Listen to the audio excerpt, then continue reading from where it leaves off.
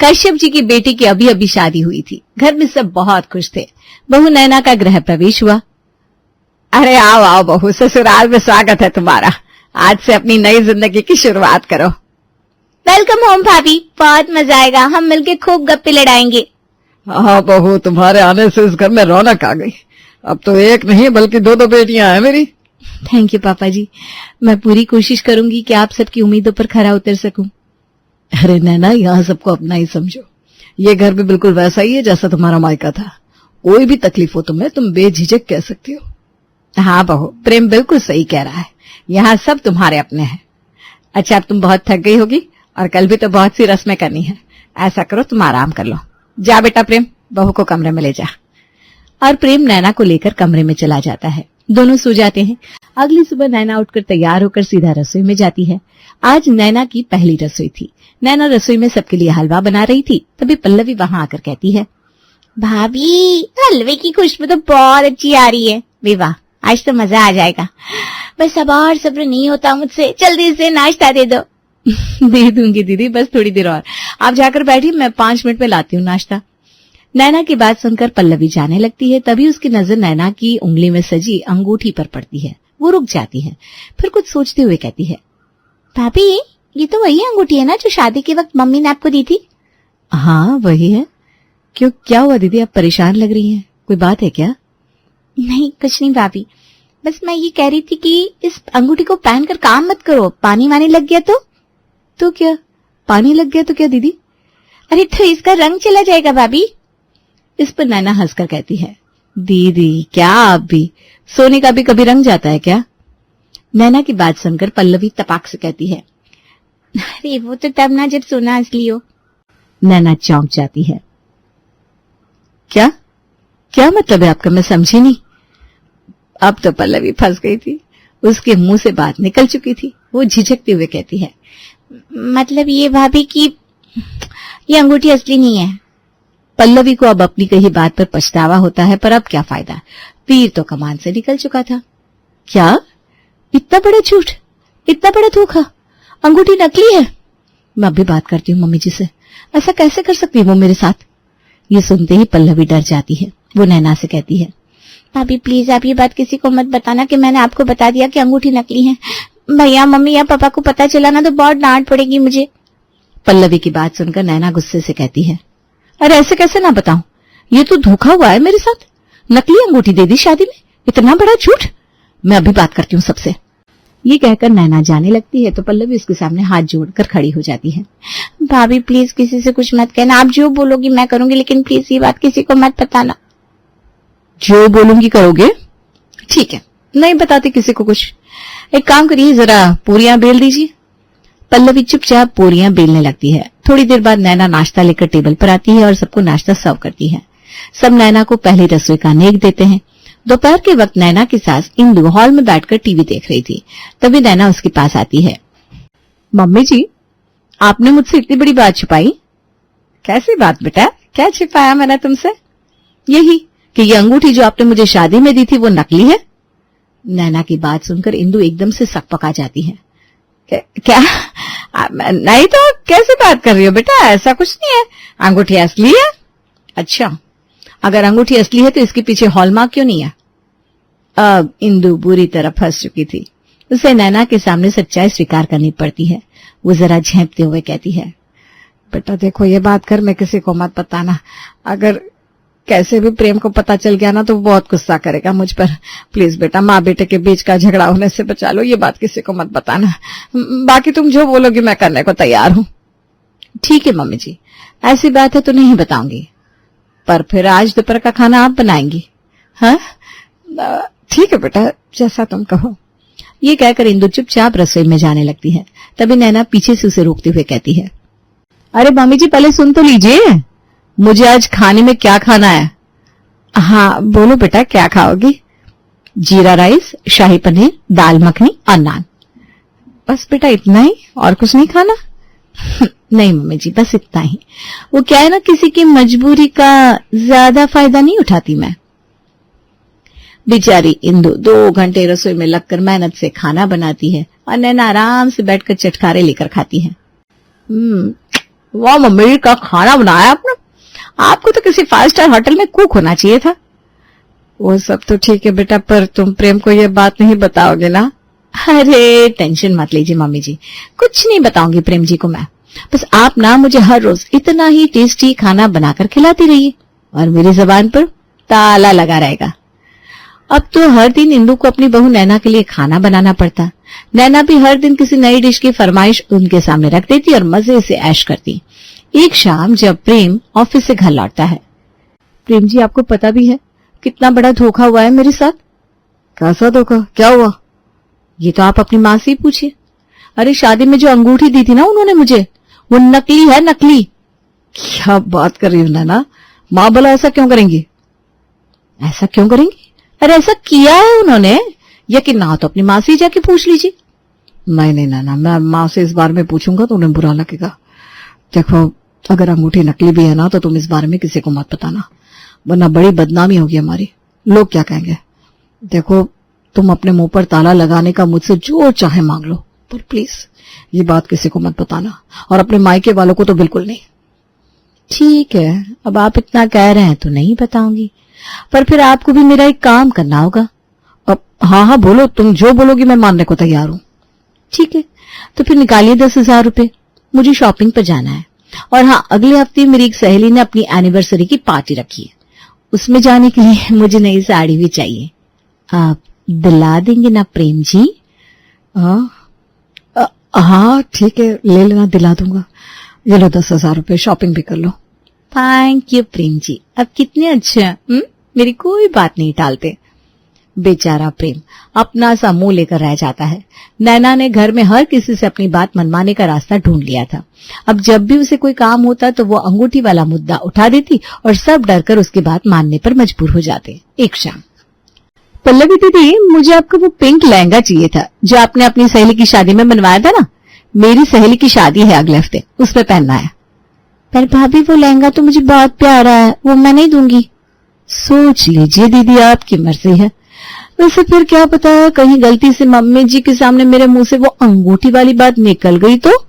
अरे नहीं भाभी, ऐसा मत करना प्लीज, ले लीजिए आप मेरा पिंक लहंगा। डर के मारे पल्लवी नैना को फौरन अपना पिंक लहंगा लाकर देती है। दीदी इसके साथ ज्वेलरी भी तो चाहिए ना? जी भाभी, अभी लाती हूँ। और पल्लवी अपने कमरे से लहंगे के साथ की ज्वेलरी भी ले आती है। नैना लहंगा और ज्वेलरी लेकर कहती है, वाह क्या ननद मिली है मुझे, मेरे तो भाग ही खुल गए। भगवान ऐसी ननद सबको दे। अगले दिन सुबह के वक्त नैना चाय लेकर अपने ससुर जी राम प्रसाद के पास जाती है। पापा जी ये लीजिए आपकी चाय, वैसे आपसे एक बात भी करनी थी। कहो बेटा, क्या बात है? वो पापा जी, मैंने सुना है आप लोगों ने मुझे शादी में जो अंगूठी 22 कैरेट बोलकर दी थी वो नकली है, ये सच है क्या? अरे बहू, ये क्या कह रही हो? देखो, शादी में पहले ही बहुत खर्चा हो गया था, तो समाज में अपनी नाक बचाने के लिए नकली अंगूठी को असली बताकर दी थी। पर देखो, अब ये बात किसी को पता नहीं चलनी चाहिए, वरना बहुत बदनामी होगी हमारी। नहीं नहीं पापा जी, अब तो ये घर मेरा भी है, मैं क्यों अपने ही परिवार की इज्जत मिट्टी में मिलाऊंगी। पर अगर गलती से कभी जबान फिसल गई तो क्या कर सकते हैं? देखो बहू, ये बात गलती से भी बाहर नहीं आनी चाहिए, बदले में चाहे जो ले लो, पर यह बात किसी को पता नहीं चलनी चाहिए। पापा जी मैं क्या कह रही थी, आपने अभी हफ्ते भर पहले मम्मी जी को उनके जन्मदिन पर जो कंगन बनवा कर दिए है ना, बड़े प्यारे हैं। वैसे कंगन अगर मुझे भी मिल जाते तो मेरी जुबान पर हमेशा के लिए ताला लग जाता। बाकी आपकी मर्जी। ठीक है बहू, मैं आज ही सुनार से बात करके कंगन का ऑर्डर दे देता हूँ, पर यह बात किसी भी हाल में बाहर नहीं आनी चाहिए। ठीक है पापा जी, ये बात बाहर नहीं आएगी, आप बस कंगन का ध्यान रखिएगा। ये कहकर नैना वहां से चली जाती है। उसने अपने ससुर को भी बोतल में उतार लिया था। अगली सुबह नाश्ते के वक्त, अरे नैना बेटा, नाश्ता नहीं बनाए क्या अब तक? बड़ी भूख लगी है। मम्मी जी नाश्ता तो आप बनाएंगी ना, वो क्या है ना, आपके हाथ के आलू के पराठे बड़े पसंद है मुझे, वही खाने का मन है आज नाश्ते में। ये कहते हुए नैना आराम से खाने की टेबल पर आकर बैठ जाती है। इंदु को गुस्सा आ जाता है। ये सब क्या है नैना? यही तमीज सिखाई है कि तेरे माँ बाप ने तुझे? अपनी सास को ऑर्डर देगी अब? सॉरी मम्मी जी, गलती हो गई। एक काम करती हूँ, मैं बना लेती हूँ पराठे, आप बैठिए। और पराठों के साथ ना आज एक राज भी सबके बीच खोलूंगी मैं नाश्ते के टेबल पर। नैना की इतना कहते ही इंदु बुरी तरह डर जाती है और घबरा कर कहती है, नहीं नैना, मैं मजाक कर रही थी, मैं बनाती हूँ ना नाश्ता, तेरी पसंद के आलू पराठे, इसमें क्या है, मैंने तुझे कभी बहुत समझाई नहीं, हमेशा अपनी बेटी माना है। ये कहकर इंदु नाश्ता बनाने रसोई में चली जाती है। नैना उसे आवाज लगाती है, मम्मी जी मक्खन जरा ज्यादा लगाइएगा मेरे पराठों पर, बहुत पसंद है मुझे घर के ताजे मक्खन वाले पराठे।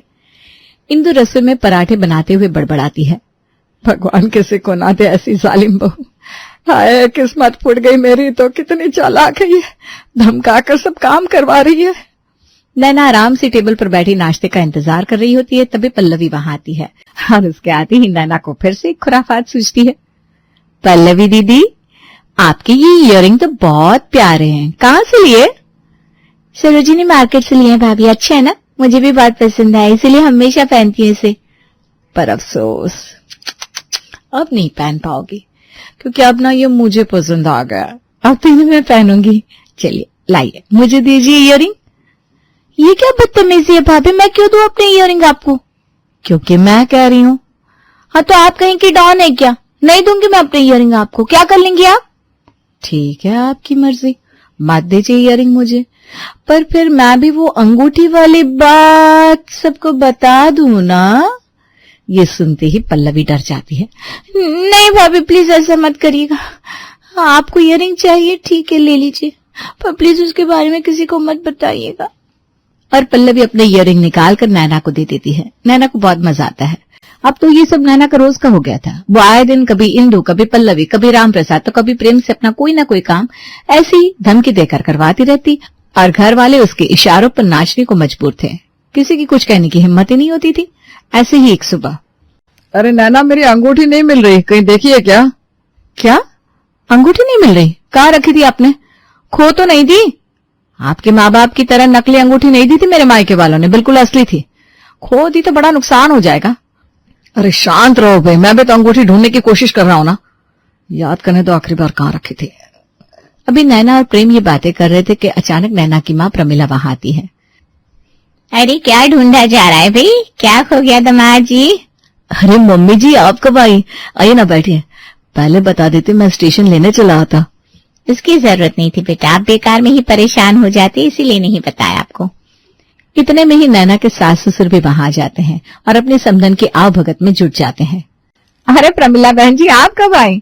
अरे नैना जाओ जरा चाय के साथ नाश्ता भी लेकर आओ प्रमिला बहन जी के लिए। नमस्ते बहन जी, बड़ा अच्छा लगा आप आई। जी नमस्ते भाई साहब, कैसे हैं आप लोग? मैं तो बस अपनी बेटी और दामाद का हालचाल पूछने चली आई। अरे बहुत अच्छा किया बहन जी आपने। नैना जाओ बेटा अपनी मम्मी के लिए चाय नाश्ते का इंतजाम करो।